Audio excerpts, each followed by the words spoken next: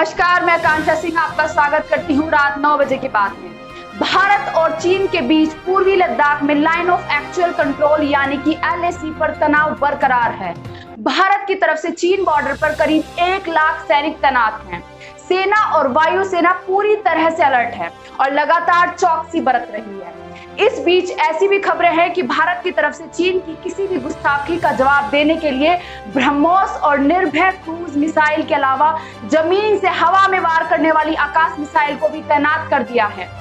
भारत और चीन के बीच टकरार को अब 150 दिन होने वाले हैं और दोनों देशों के सैनिक बस 2 किलोमीटर के दायरे में आमने सामने हैं। ब्रह्मोस क्रूज मिसाइल की रेंज 500 किलोमीटर है। ब्रह्मोस भारत का सबसे बड़ा हथियार है।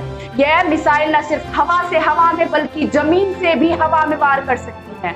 ब्रह्मोस मिसाइल 300 किलोग्राम तक के वॉरहेड ले जाने में सक्षम है। गलवान हिंसा के बाद चीनी सेनाओं की तरफ से एयर स्पेस में गतिविधियां बढ़ा दी गई हैं। चीन की तरफ से सुखोई 30 और बॉम्बर्स को भारतीय सीमा के करीब तैनात किया गया था। भारत की तरफ से ये मिसाइलें तब तैनात की गई जब चीन की पीपल्स लिबरेशन आर्मी PLA ने सिनजियांग और तिब्बत क्षेत्र में मिसाइलों को तैनात कर डाला है। PLA की वेस्टर्न थिएटर कमांड की तरफ से 2000 किलोमीटर की रेंज में हमला करने वाले हथियारों को तैनात कर दिया गया है।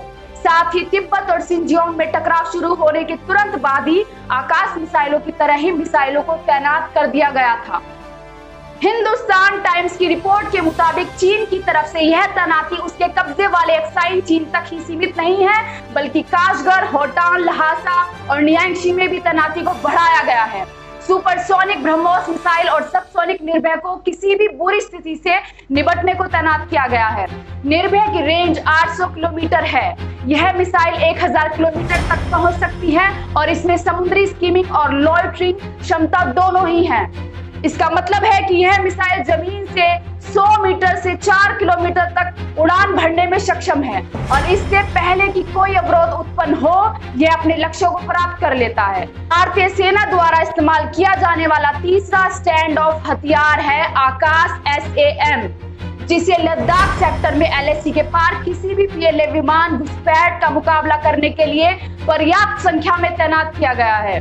आपको पता ही है कि भारत और चीन के बीच सीमा गतिरोध जारी है और सर्दियों का महीना आ रहा है।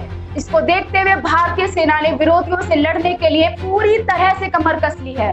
इससे पहले खबर आई थी कि भारतीय सेना ने वास्तविक नियंत्रण रेखा LAC पर लद्दाख के छुमार डेमचोक क्षेत्र में टैंक और बख्तरबंद वाहनों को तैनात किया है। सेना ने BMP-2 इन्फेंट्री कॉम्बैट व्हीकल्स के साथ T-90 और T-72 टैंकों की तैनाती की है। अंधेरों में मार करने में सक्षम इन टैंकों की खासियत यह है कि इन्हें -40 डिग्री सेल्सियस तक के तापमान में संचालित किया जा सकता है।